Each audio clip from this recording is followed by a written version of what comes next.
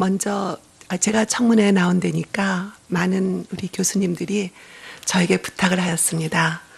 그래서 이 자리를 빌어서 저희 교수님들의 의견을 전달하고 싶습니다. 먼저 이런 사회적 물의를 일으켜서 이화대학의 한 구성원으로서 모든 선생님들이 우리 이화대학을 사랑하고 기대해 준 모든 선생님, 모든 분들에게 정말 죄송함을 금할 수 없습니다. 이 마음을 전하고 싶고요. 그 다음에 제가 교수협의회 우리 김혜숙 회장님하고 더불어 학사 비리를 조사하였습니다. 이제 옆에서 입학 비리도 제가 같이 공부를 하였습니다.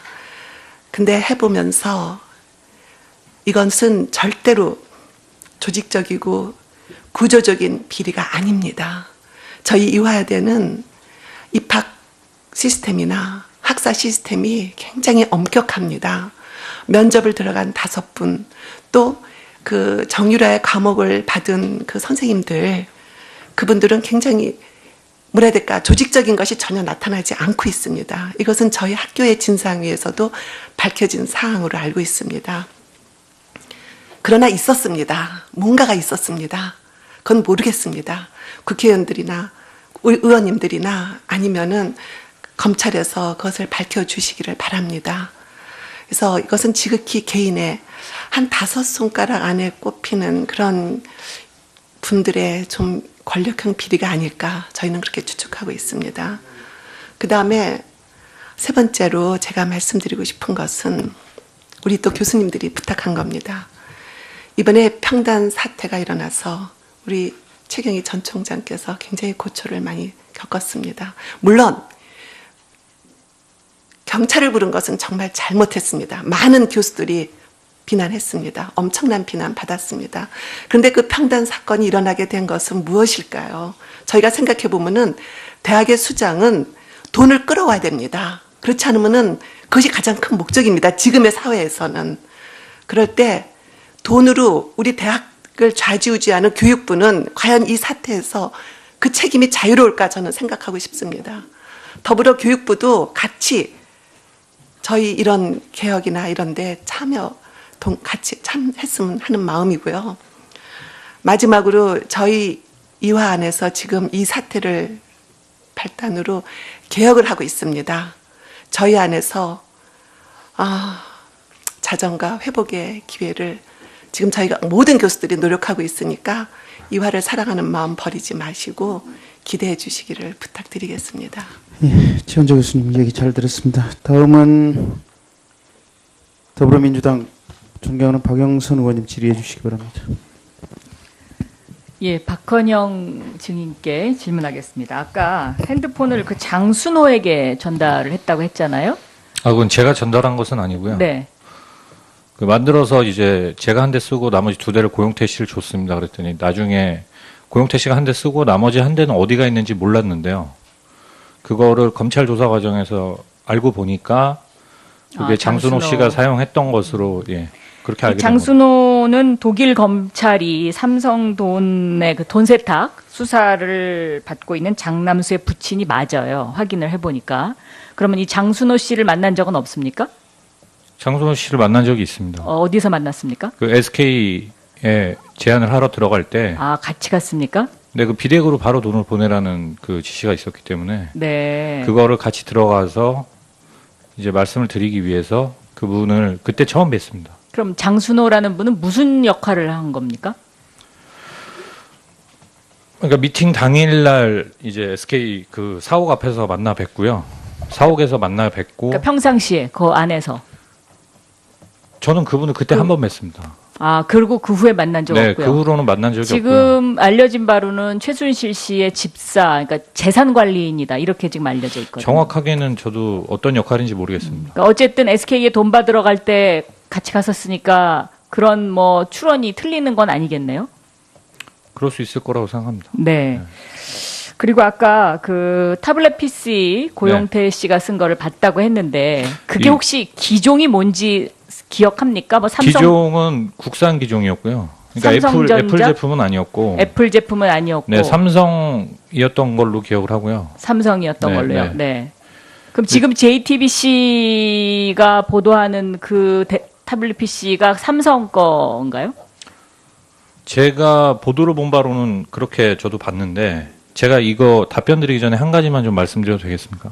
네, 저는 이 태블릿 PC는 최순실 씨 거라고 생각을 합니다. 네. 제 개인적인 생각은요. 그리고 검찰에서 그렇게 발표를 하셨고 충분히 추론할 만한 어떤 합리적인 근거를 가지고 뭐 여러 가지 위치 정보라든지 그런 것들이 다 나왔고 그렇기 때문에 저도 그렇게 생각을 합니다. 다만 이제 제가 궁금한 거는 지난 청문회 때 고영태 씨가 공태블릿이 하나 있었다고 한 그 부분과 그다음에 이거를 입수하게 된 기자분의 경위가 좀 궁금한 겁니다. 그러니까 기자분이 밝히신 경위 자체로만 보면 사실 그 관리인분이 좀 책임을 안게 되시거든요. 그래서 저는 사실 그 관리인분이 무슨 죄가 있나 생각을 합니다. 그분도 기자분이 와서 문 열어달라고 하니까 열어주셨을 것이고 그렇게 해서 가져가시게 된 건데 다만 저는 그게 JTBC에서 밝히신 부분 중에서 저희는 그 사무실을 비울 당시에 관리인분한테 분명히 그 책상은 건드리시면 안 된다는 얘기를 분명히 드렸었고요.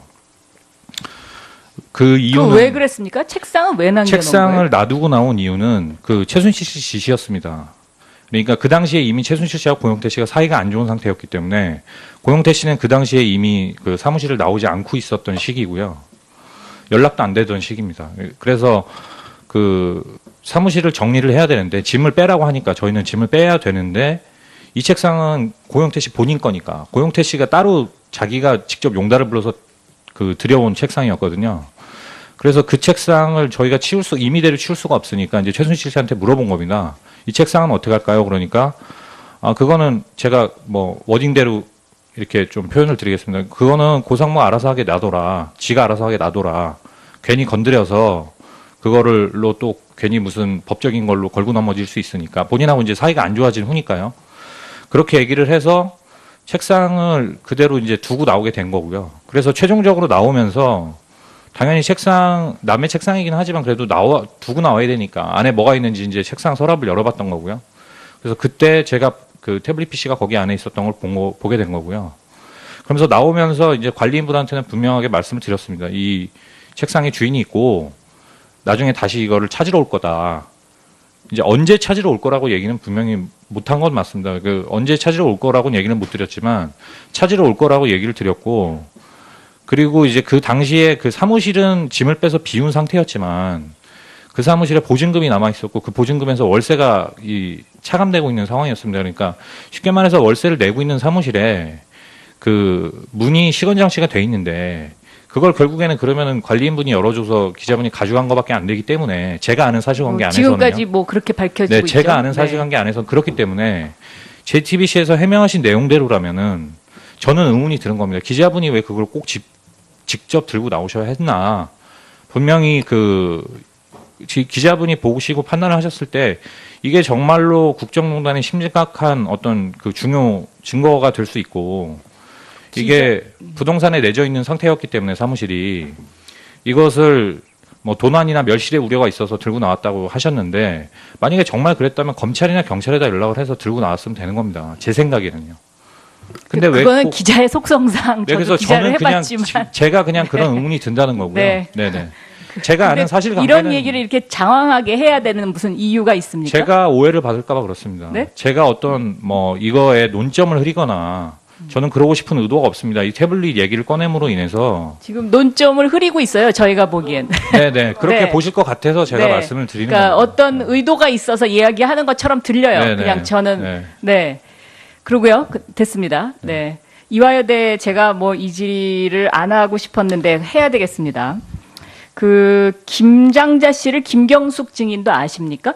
모릅니다. 모르세요? 네, 모릅니다. 그러면 그 기흥 컨트리 클럽에 이화여대 교수님이 한번 골프 치러 가셨다고 그랬는데. 저는 골프를 못 칩니다. 죄송하지만 그 좀 창피한 체육과 교수로서는 근데 왜 창피한 일이지만 학교에서는 골프를 이거를 못 밝히지 칩니다. 못하죠?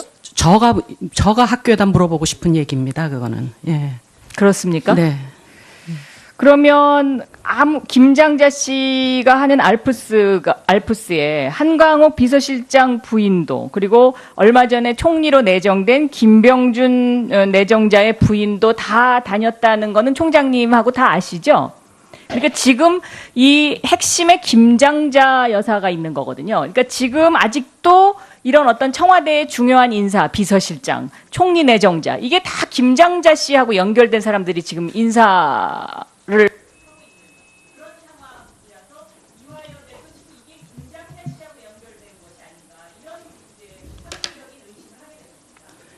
저는 개인적으로 김장자 씨를 모릅니다.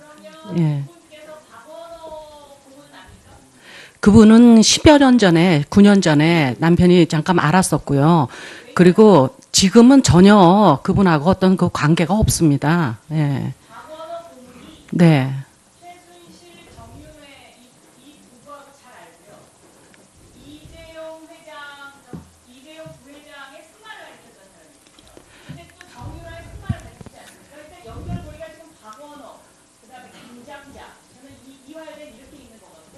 그다음에 여기에 증인으로 박원호 고문이 안 나오고 있어요.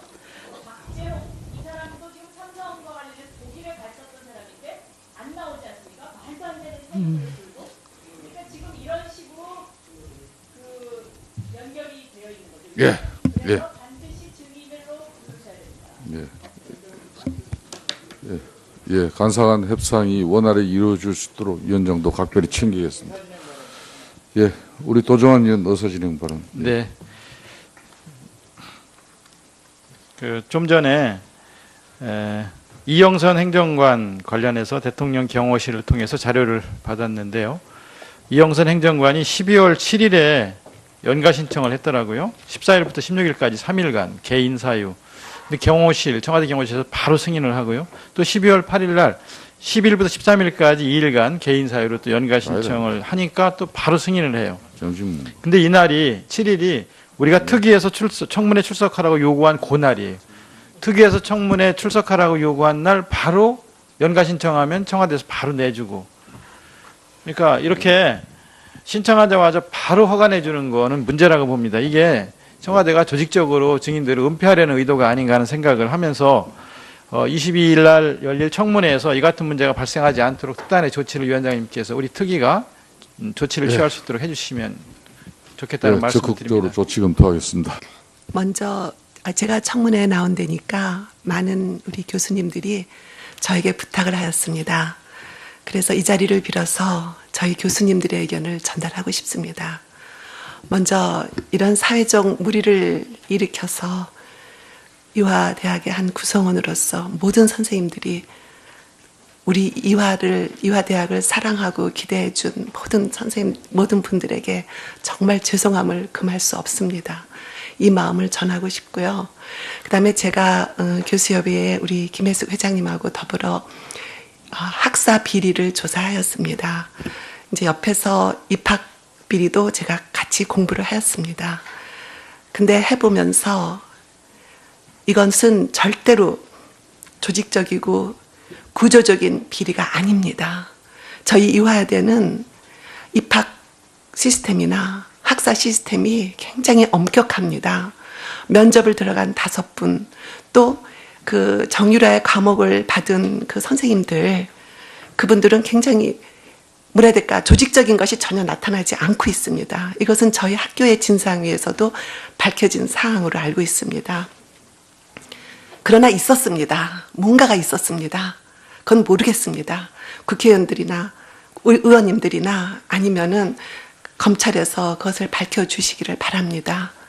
그래서 이것은 지극히 개인의 한 5손가락 안에 꼽히는 그런 분들의 좀 권력형 비리가 아닐까 저희는 그렇게 추측하고 있습니다. 그 다음에 세 번째로 제가 말씀드리고 싶은 것은 우리 또 교수님들이 부탁한 겁니다. 이번에 평단 사태가 일어나서 우리 최경희 전 총장께서 굉장히 고초를 많이 겪었습니다. 물론 경찰을 부른 것은 정말 잘못했습니다. 많은 교수들이 비난했습니다. 엄청난 비난 받았습니다. 그런데 그 평단 사건이 일어나게 된 것은 무엇일까요? 저희가 생각해 보면은 대학의 수장은 돈을 끌어와야 됩니다. 그렇지 않으면은 그것이 가장 큰 목적입니다. 지금의 사회에서는. 그럴 때 돈으로 우리 대학을 좌지우지하는 교육부는 과연 이 사태에서 그 책임이 자유로울까 저는 생각하고 싶습니다. 더불어 교육부도 같이 저희 이런 개혁이나 이런 데 같이 참했으면 하는 마음이고요. 마지막으로 저희 이화 안에서 지금 이 사태를 발단으로 개혁을 하고 있습니다. 저희 안에서 자정과 회복의 기회를 지금 저희가 모든 교수들이 노력하고 있으니까 이화를 사랑하는 마음 버리지 마시고 기대해 주시기를 부탁드리겠습니다. 예, 최원재 교수님 얘기 잘 들었습니다. 이제 옆에서 입학 비리도 제가 같이 공부를 하였습니다. 근데 해보면서 이것은 절대로 조직적이고 구조적인 비리가 아닙니다. 저희 이화여대는 입학 시스템이나 학사 시스템이 굉장히 엄격합니다. 면접을 들어간 5분, 또 그 정유라의 과목을 받은 그 선생님들, 그분들은 굉장히 뭐라 해야 될까, 조직적인 것이 전혀 나타나지 않고 있습니다. 이것은 저희 학교의 진상위에서도 밝혀진 사항으로 알고 있습니다. 저희 이화 안에서 지금 이 사태를 발단으로 개혁을 하고 있습니다. 저희 안에서 자정과 회복의 기회를 지금 저희가 모든 교수들이 노력하고 있으니까 이화를 사랑하는 마음 버리지 마시고 기대해 주시기를 부탁드리겠습니다. 예, 최원재 교수님 얘기 잘 들었습니다. 다음은 더불어민주당 존경하는 박영선 의원님 질의해 주시기 바랍니다. 예, 박헌영 증인께 질문하겠습니다. 아까 핸드폰을 그 장순호에게 전달을 했다고 했잖아요. 그건 제가 먼저 제가 청문회에 나온 데니까 많은 우리 교수님들이 저에게 부탁을 하였습니다. 그래서 이 자리를 빌어서 저희 교수님들의 의견을 전달하고 싶습니다. 먼저 이런 사회적 물의를 일으켜서 이화대학의 한 구성원으로서 모든 선생님들이 우리 이화대학을 사랑하고 기대해 준 모든 선생님, 모든 분들에게 정말 죄송함을 금할 수 없습니다. 이 마음을 전하고 싶고요. 그다음에 제가 교수협의회 우리 김혜숙 회장님하고 더불어 학사 비리를 조사하였습니다. 그러나 있었습니다. 뭔가가 있었습니다. 그건 모르겠습니다. 국회의원들이나 의원님들이나 아니면은 검찰에서 그것을 밝혀주시기를 바랍니다. 그래서 이것은 지극히 개인의 한 5손가락 안에 꼽히는 그런 분들의 좀 권력형 비리가 아닐까 저희는 그렇게 추측하고 있습니다. 그 다음에 세 번째로 제가 말씀드리고 싶은 것은 우리 또 교수님들이 부탁한 겁니다. 이번에 평단 사태가 일어나서 우리 최경희 전 총장께서 굉장히 고초를 많이 겪었습니다. 물론 경찰을 부른 것은 정말 잘못했습니다. 많은 교수들이 비난했습니다. 엄청난 비난 받았습니다. 그런데 그 평단 사건이 일어나게 된 것은 무엇일까요? 저희가 생각해 보면은 대학의 수장은 돈을 끌어와야 됩니다. 그렇지 않으면은 그것이 가장 큰 목적입니다. 지금의 사회에서는. 그럴 때 돈으로 우리 대학을 좌지우지하는 교육부는 과연 이 사태에서 그 책임이 자유로울까 저는 생각하고 싶습니다. 더불어 교육부도 같이 저희 이런 개혁이나 이런 데 같이 참했으면 하는 마음이고요. 마지막으로